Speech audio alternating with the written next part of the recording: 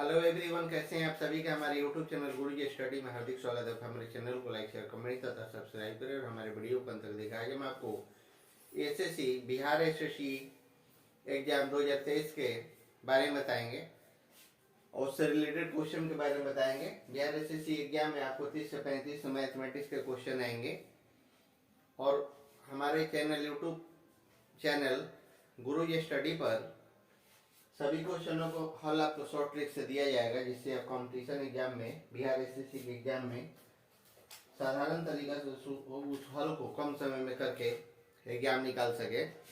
अब आपको बता देते हैं कि पाठ्यक्रम क्या है, उसमें क्या क्या आएगा। पाठ्यक्रम क्या है आपका, सिलेबस क्या हो जाएगा आपका बिहार एसएससी एग्जाम 2023 इसका पाठ्यक्रम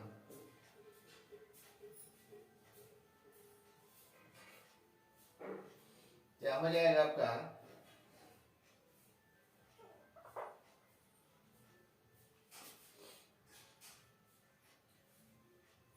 सिलेबस। तो हो जाता है क्या कि विषय, देखिए विषय कौन किस किस विषय से आपका क्वेश्चन उठाया जाएगा। विषय क्या हो जाएगा, तो आपका हो जाता है पहले का सामान्य अध्ययन,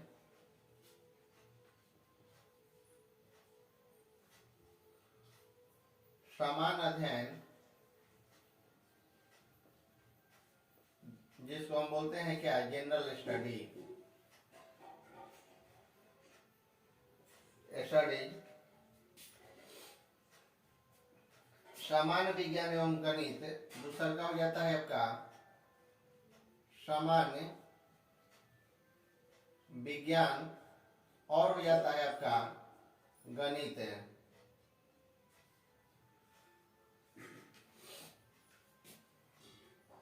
इसको बोलते हैं हम क्या, जनरल साइंस एंड मैथ। और नंबर 3 हो जाता है आपका मानसिक क्षमता जांच। यहां हो जाएगा मानसिक क्षमता जांच, यानी कि हो जाता है रीजनिंग। रीजनिंग मेंटल, इसको क्या बोलते हैं, मेंटल एबिलिटी टेस्ट।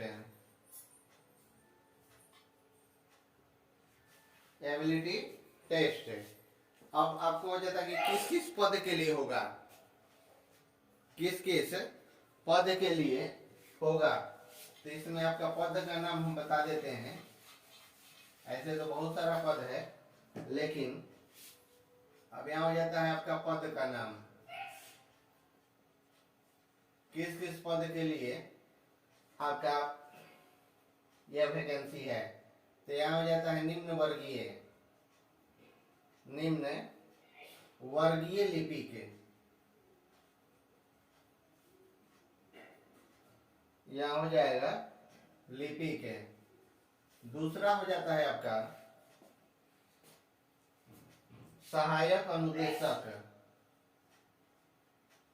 सहायक अनुदेशक।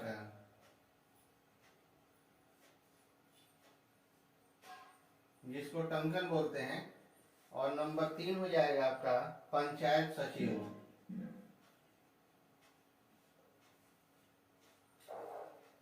पंचायत सचिव।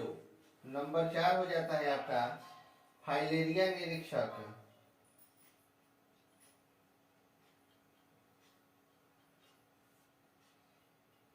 निरीक्षक। 5वां हो जाएगा राजस्व कर्मचारी।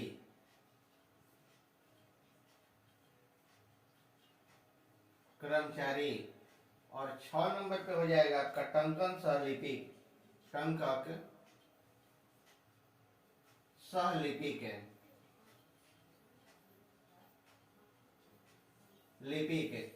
इतना पदों के लिए बिहार एसएससी एग्जाम आपका वैकेंसी निकाला हुआ है, जिसका फॉर्म का लास्ट डेट खत्म हो चुका है।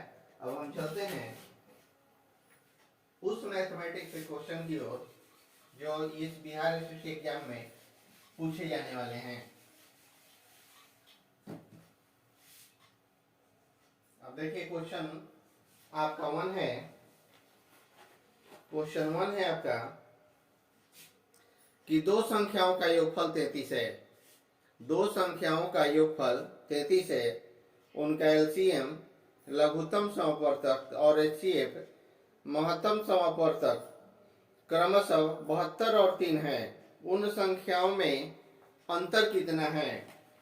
उन संख्याओं में क्या हो जाएगा? अंतर आपका कितना है?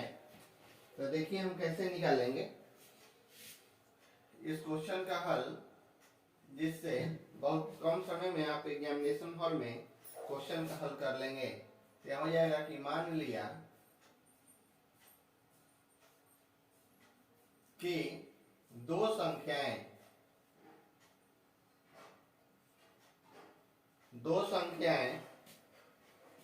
3a तथा 3b है।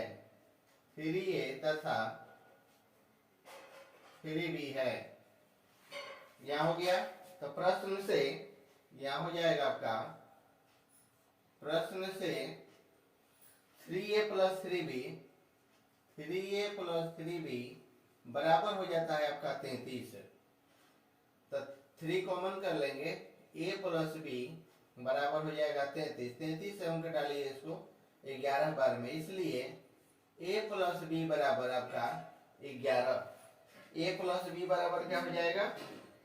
11 हो जाता है। अब हमको करना है क्या? अब इसका लघुत्तम हम निकाल लेंगे। तो हो जाएगा आपका, दिया हुआ है, निकालना नहीं है, क्वेश्चन में दिया हुआ है लघुत्तम समापवर्तक एलसीएम आपका दिया हुआ है। तो यहाँ हो जाएगा आपका 3ab बराबर आपका है 72। ये हो जाता है आपका समीकरण 2। और उसका गुणनफल है, इससे हम घटा देते हैं। तो a इंटू बी बराबर हो जाता है आपका 24। a इंटू बी बराबर क्या हो जाएगा? 24। यही होगा आपका समीकरण 2।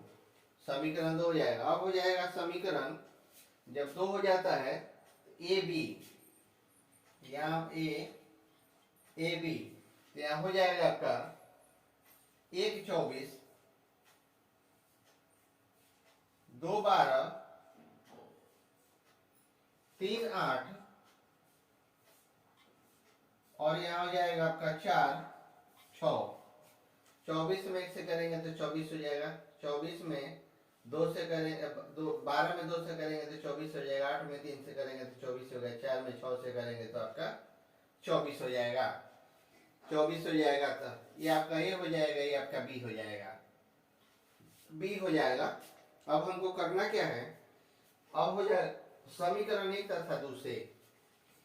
अब आगे हमको समीकरण 1 तथा 2 से बताना है। यहाँ लिखेंगे समीकरण 1 तथा समीकरण 2 से ए बी, यहाँ हो जाएगा ए बी बराबर हो जाता है आपका 3 और कोमा 8। तो पहली संख्या यहाँ हो जाता है आपका,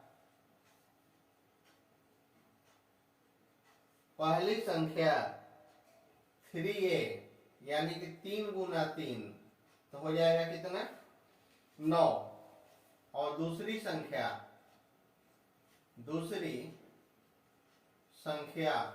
तो यहाँ हो जाता है आपका कितना? 3b। a की जगह पे क्या है?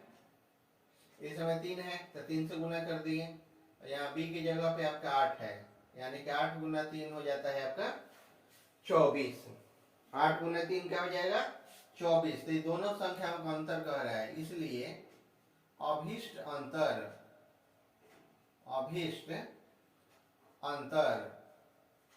तो अंतर में क्या हो जाएगा? दूसरी संख्या में से पहली को घटा देंगे, यानी कि 24 में से 9 को घटा देंगे, तो अभिष्ट अंतर कितना हो जाएगा? 15 होगा, जो कि आपका राइट आंसर होगा 15। अब आगे है हमको क्वेश्चन 2। क्वेश्चन आपका 2 है। अब देखिए क्वेश्चन 2 आपका क्या कह रहा है, ध्यान देंगे। क्वेश्चन 2 है, कह रहा है कि 3 वर्षों में यदि 1900 रुपए की धनराशि एक निश्चित ब्याज दर की दर पर 2100 रुपया हो जाती है, तो 5 वर्षों में उसी ब्याज दर पर 11,400 रुपए की धनराशि कितनी हो जाएगी? 11,400 रुपए की धनराशि कितनी हो जाएगी? अब देखिए मेथड पर ध्यान देंगे। इस क्वेश्चन का हल हम शॉर्ट ट्रिक से आपको कैसे दे रहे हैं। अब यहाँ है आपका कि 3 वर्ष का ब्याज, 3 वर्ष का ब्याज, तो 3 वर्ष का ब्याज आपका क्या हो जाएगा? 2100 में से 1900 को घटा देंगे।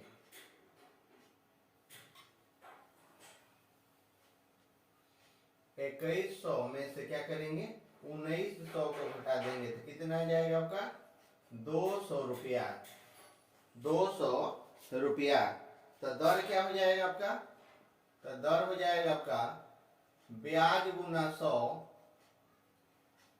100 और बटा में हो जाएगा आपका समय, मूलधन गुना समय, समय।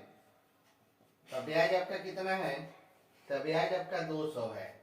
यहाँ हो जाएगा 200 गुना 100 और यहाँ हो जाएगा आपका 1900 और गुना आपका हो जाता है 3। 1900 गुना क्या हो जाएगा? 3 हो जाएगा। तो यहाँ हम 00 से 00 घटा दिए तो बचेगा कितना? 200 और बटा में 19 में 3 से गुना करेंगे तो आपका 57।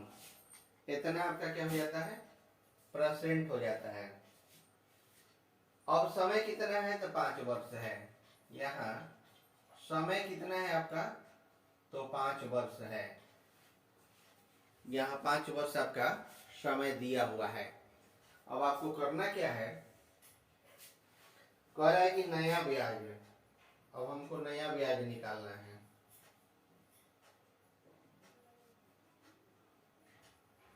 नया ब्याज, तो नया ब्याज हो जाएगा 11,400 गुना 200 गुना 5,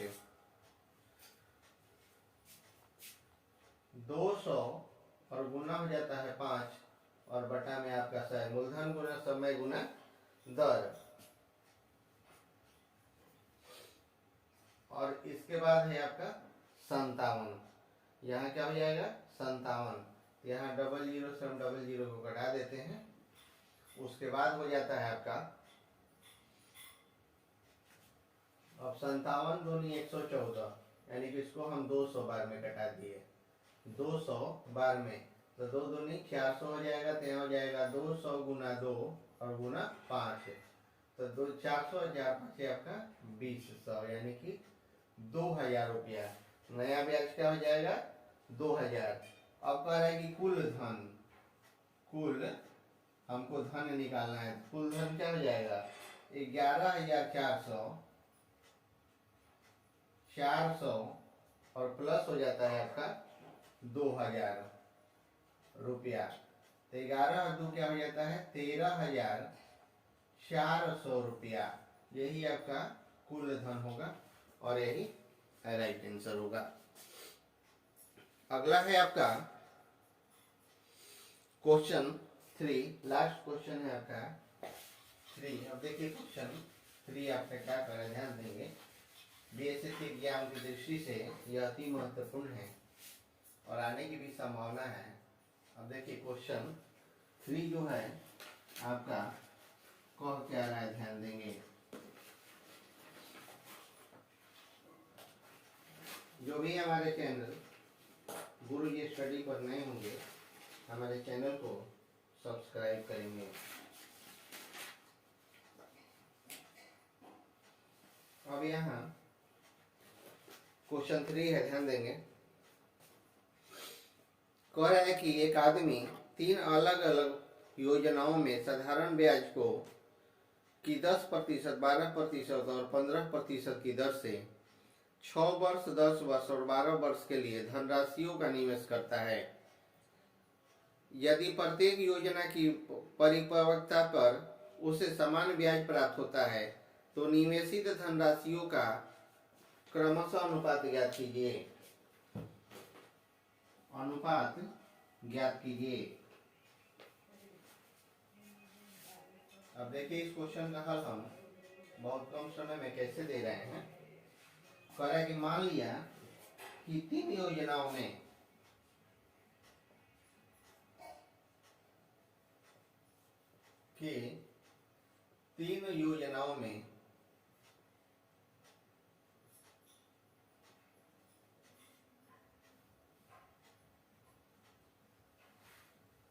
निवेश की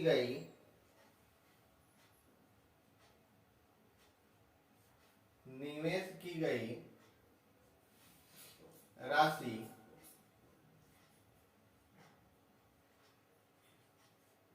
क्रमशः एक्स, वाई और जेड है। एक्स, वाई तथा आपका क्या है, जेड है। यहाँ क्या हो जाएगा आपका, ब्याज बराबर साधारण गुना समय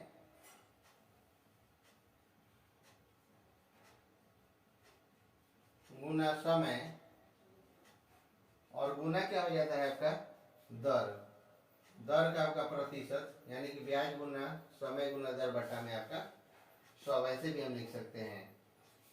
क्या हो जाएगा आपका x गुना 6 और गुना हो जाता है आपका 10% बराबर y गुना 10, y गुना 10 और गुना हो जाता है आपका 12% बराबर z गुना 12 और गुना हो जाता है आपका 15%, यानी कि 10%, 12% और 15%, 6 वर्ष के लिए, 10 वर्ष के लिए और 12 वर्ष के लिए। 12 वर्ष के लिए यहाँ हम साधारण ब्याज को क्या मान लिए, एक्स मान लिए हैं। एक को एक्स, एक वाई, एक और आपका है जेड है। तो यहाँ हो जाएगा आपका, यहाँ लेकर चलेंगे तो 60x, 6 क्या है 60x बराबर 120y बराबर 12, 15 आपका 180 आपका क्या है, जेड हो जाता है। 180 जेड हो जाएगा तो 60 दूनी 120, 60 दिया 180, तो यहाँ हो जाएगा आपका x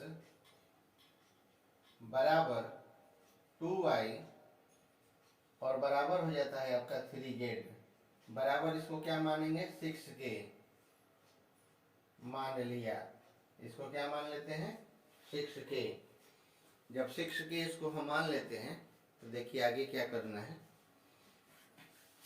आगे क्या करना है, तो यहाँ हम करेंगे क्या कि चूंकि x अनुपात y अनुपात z बराबर 6k अनुपात 3k अनुपात हो जाता है आपका 2k। अनुपात आपका क्या हो जाएगा 2k हो जाएगा बराबर 6:3 अनुपात आपका 2 हो जाता है। अब यही आपको क्या करना था, अनुपात में ही इसको क्या करना है, अनुपात में ही बताना था। धनराशियों का अनुपात क्या होगा, तो 6:3 अनुपात 2 होगा और यही आपका राइट आंसर हो जाएगा। धनराशि का यहाँ हो जाता है धनराशि का अनुपात। तो धनराशि क्या माने थे हम, x अनुपात y अनुपात z, तो यहाँ हो जाएगा 6:3 अनुपात 2, यही धनराशि का अनुपात होगा, यही आपका आंसर होगा। अगर वीडियो अच्छा लगे तो हमारे YouTube चैनल गुरुजी स्टडी को सब्सक्राइब करेंगे।